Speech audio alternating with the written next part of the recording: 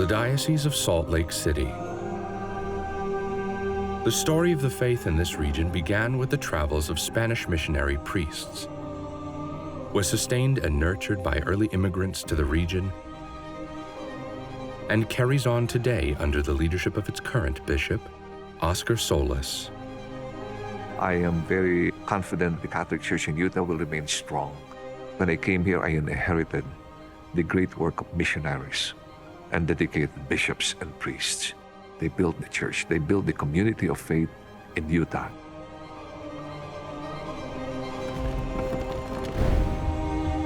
This is the story of the bishops of America, the shepherds of the past and the shepherds of today, who through their callings and ministry carry the church into the future. It's also the story of their parish, their church, the Cathedral.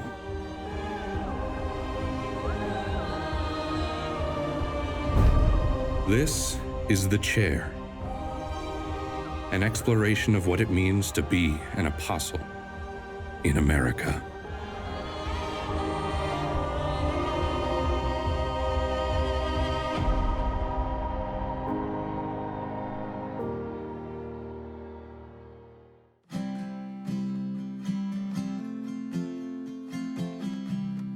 Surrounded by the Great Salt Lake to the northwest and encircled by the Rocky Mountains is Salt Lake City, Utah, Sea City of the Diocese of Salt Lake. Catholics in Utah are proud of their faith, very committed, very hardworking. We have 80 lay ecclesial ministers who are in leadership positions around the diocese. We have 60 priests and 80 permanent deacons. We are committed to our Catholic schools and Catholic education. Our social services reach out.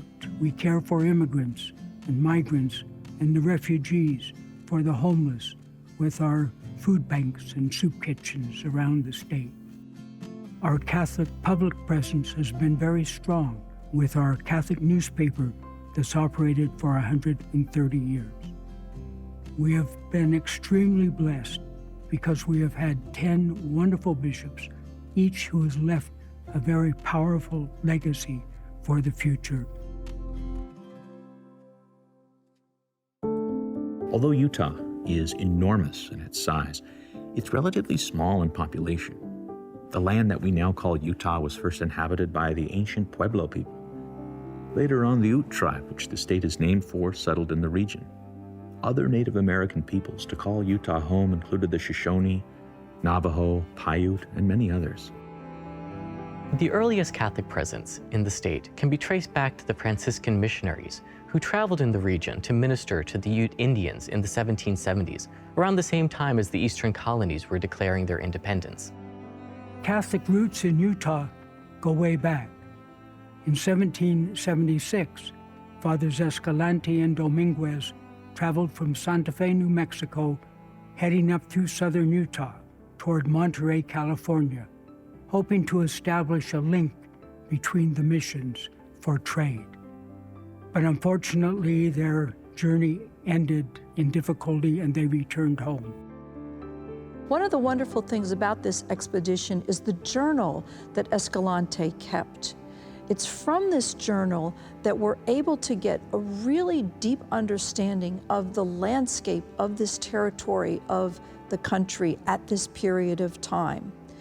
They hired local guides, local Native American guides, to help them as they were going into unknown territory. They gave these two young Native Americans Christian names, Silvestre and Joaquim, and actually Joaquim was only 12 years old. It's kind of interesting, they're going into this unknown territory and they're putting their trust in almost children who have a deeper sense of the terrain and the landscape that they're moving towards. While they never made it to Monterey, the expedition was a success in that it described and mapped out areas of the American West that were before then really unknown to most of us.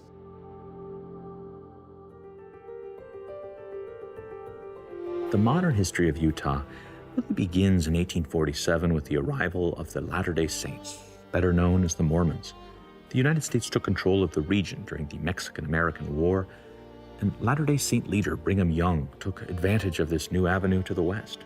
When a treaty finally ended the war, Utah and its growing Mormon population became part of a large, newly formed U.S. territory in the Southwest, and eventually separated into its own territory in 1850. The subsequent history of Utah is really the history of the American West. The state becomes a booming center of trade, mining, exploration.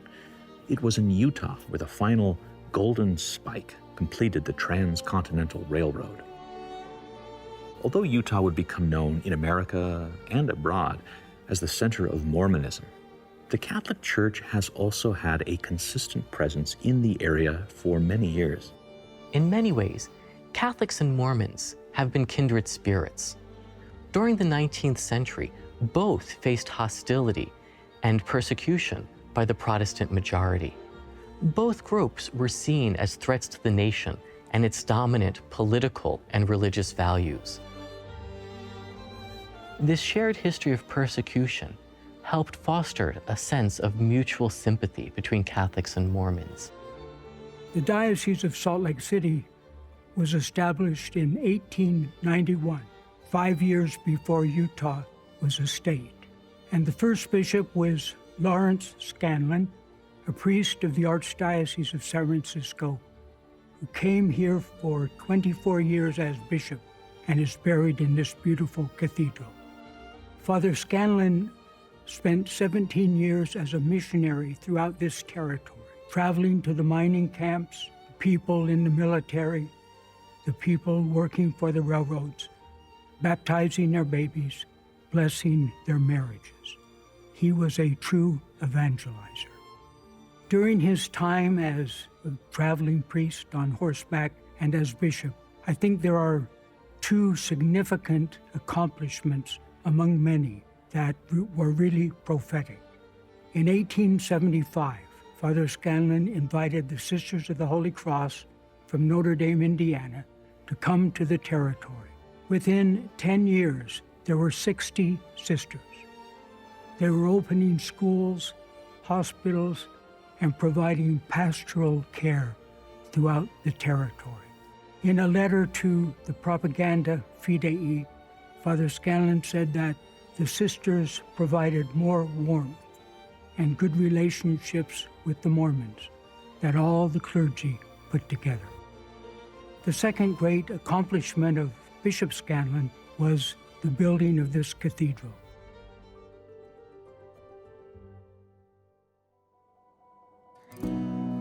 Our first bishop, Bishop Scanlon, had the idea to build a cathedral. So first the rectory was built, a place residence for the bishop, offices for the bishop in the new diocese.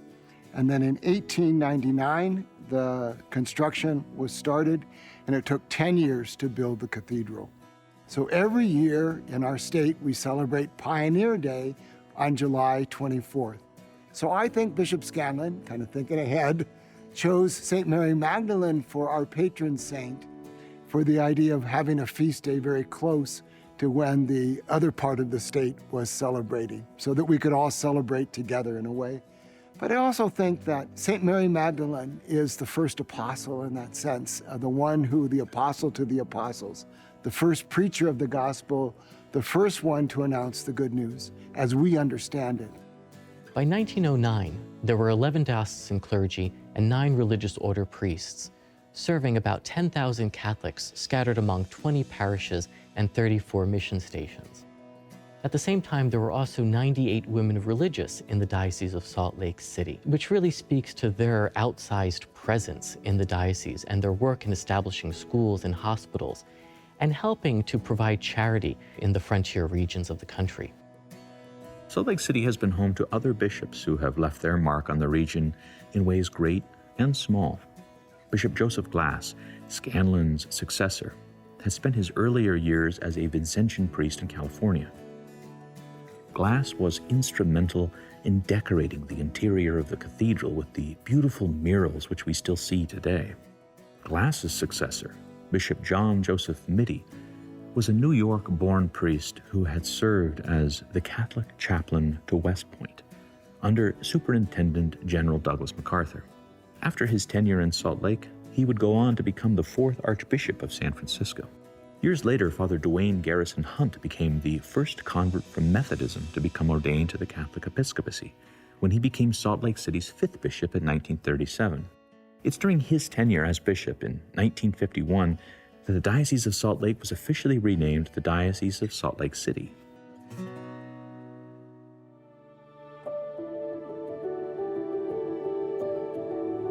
Through the decades, the spiritual home for all of Salt Lake City's Catholics has been the beautiful Cathedral of the Madeleine.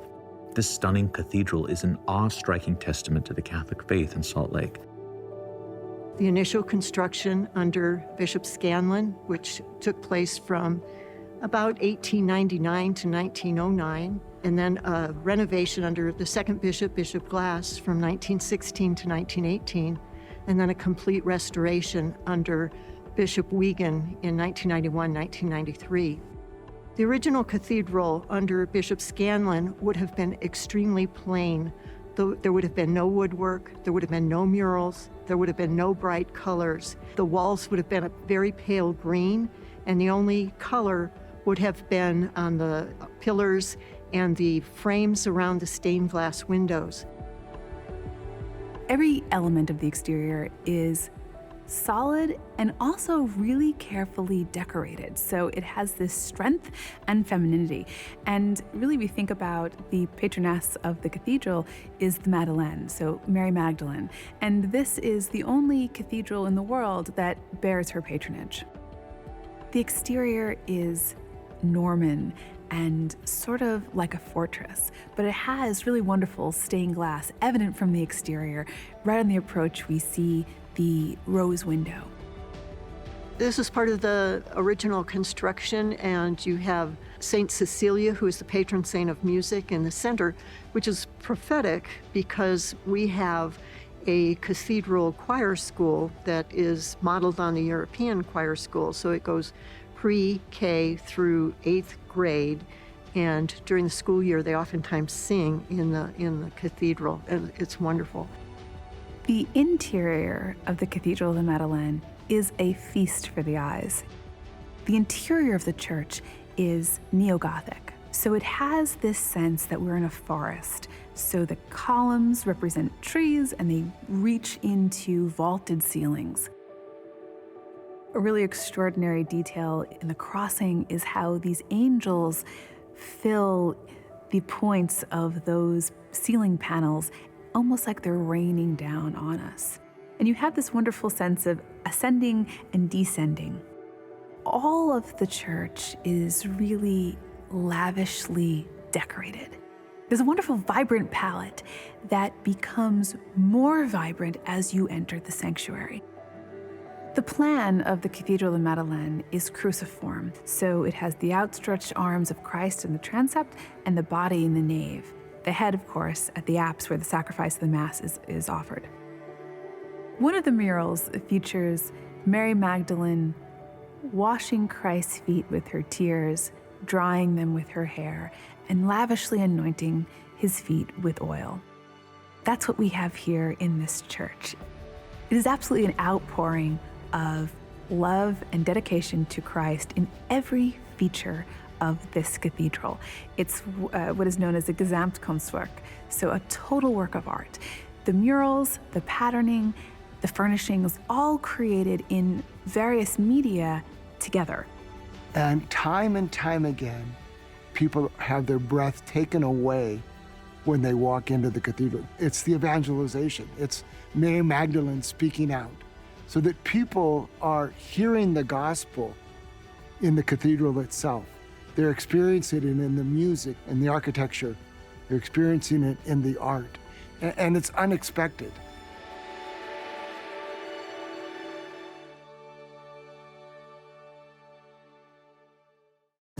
The bishop's chair or cathedra inside the Cathedral of the Madeleine symbolizes Bishop Solis's authority as the apostle of Salt Lake City.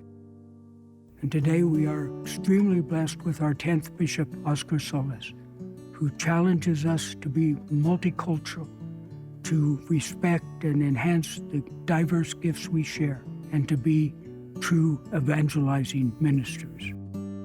Born in 1953 in San Jose City in the Philippines, Bishop Oscar Azarcan Solis attended seminary in his native country and was ordained a priest for the Diocese of Cabanatuan in 1979.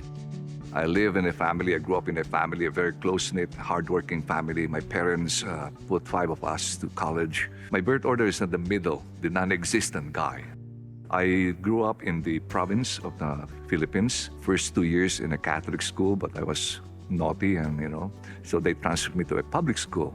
But I was associated to the church at the early age as an altar boy. My mom was very instrumental in instilling that vocation in my life. She believed in me. But I was, at a young, tender age of 11, 12. Who knows about it? And so when people ask me, how did you know that you have vocation to the priesthood? I said, ask my mom. She knows better than I do. So I entered the seminary at first year high school. In the Philippines, during that time, we have only up to 6th grade in the grade school. So I was in high school at the age of 11, going 12. We have the Diocesan seminary. The discipline and the regimented life, work, study, pray, and play. After Father Solis's ordination, he served his diocese for 5 years before departing for the United States in 1984. There he served as a parish priest in New Jersey before ultimately becoming incardinated in Louisiana, where he ministered for 15 years. There's a lot of factors, when you're a young priest, you think like you're a messiah, that you think that you know everything. And typically a young, rebellious priest, so I want to find my own way. So I made an excuse to get away from the diocese. When I went to New Jersey, that was my first pastoral experience in the sense. I was never assigned in a parish. And I was assigned in a small Italian community, La Chiesa di San Rocco, along Kennedy Boulevard. And I had a wonderful, wonderful pastor, Father Nazareno Orlandi. I learned so much from him. A new priest coming to the United States with culture shocks, and everything. And then he accompanied me and taught me the rudiments and everything about what it means to be a priest. Sister Mary Salerno was the chancellor during that time. She was very gracious and offered me that if you want to stay, you can stay here. And so I was given that opportunity while looking for a chance to study. Instead of going to Rome, I opted to take some postgraduate studies in the United States. So I was applying at Seton Hall University and Fordham University, where they accepted me. I was trying to gear my postgraduate towards education. In God's mysterious ways, I couldn't get that darn change of my status, my visa status. So I'm tired of waiting for it. I went to Louisiana to take a place or to substitute for a priest who could not make the mission appeal.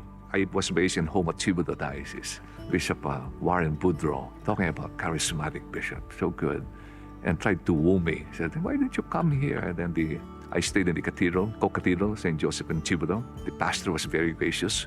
Oscar, we need some priests. If you could please come over, we will stay here in the cathedral and so on. It became a beautiful love affair. The bishops were welcoming and embracing, and the pastor, they treated me so well. And the pastor, for some reason, gave me all the opportunity. I was so happy. In 2003, Pope St. John Paul II named Solis an auxiliary bishop for Los Angeles. In February of the following year, he became the first Filipino-American to be ordained a bishop. I was the first bishop ordained in the new cathedral of the Archdiocese of Los Angeles. A lot of pressure, actually, first Filipino bishop in the United States. What a blessing. It's a blessing, really.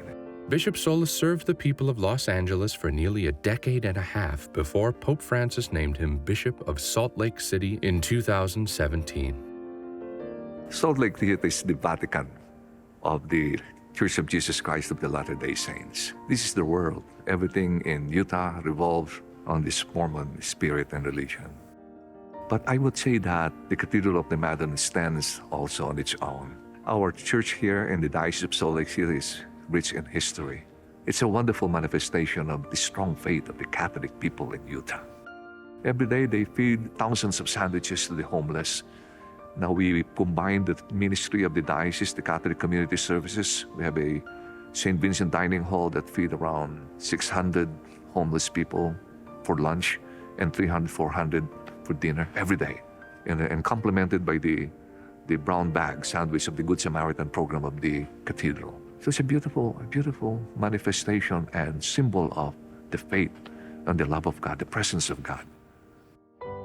You know, when I sit there and exercise my role and responsibility as a shepherd, what comes into my mind is that who's going to continue the mission of the church? I'm not a young cookie anymore. If we reflect on our own faith life and journey, it is a life of people being instrument of our conversion. So I find it a very important role of a bishop and even priest to nurture vocations of the priesthood and religious life. Conversion for me is experiencing the power of God's grace in your life when you come to know Jesus. What does it take to be a follower of Christ? Do you pray? So if you don't pray, you convert yourself into a prayerful man. Are you doing right? So you want to become better. What are your sins that really put you down? So you change your way of life. It is something that is only made possible by grace. And that's why when people ask me, Bishop Oscar, as a Catholic bishop, how do you convert? I said, convert? I don't convert. It is the grace of God that converts, I said. You know, I open the door for them to experience the love of God, the presence of God, and hope that it inspires them and open their heart and start embracing them as their Lord and Savior. I am very confident the Catholic Church in Utah will remain strong. The reason I say that is that when I came here, I inherited the great work of missionaries and dedicated bishops and priests. I owe them. They built this church. They built the community of faith, and I must say that it keeps on growing. I am confident that with the dedication of my priests who are working with me right now, the future is bright.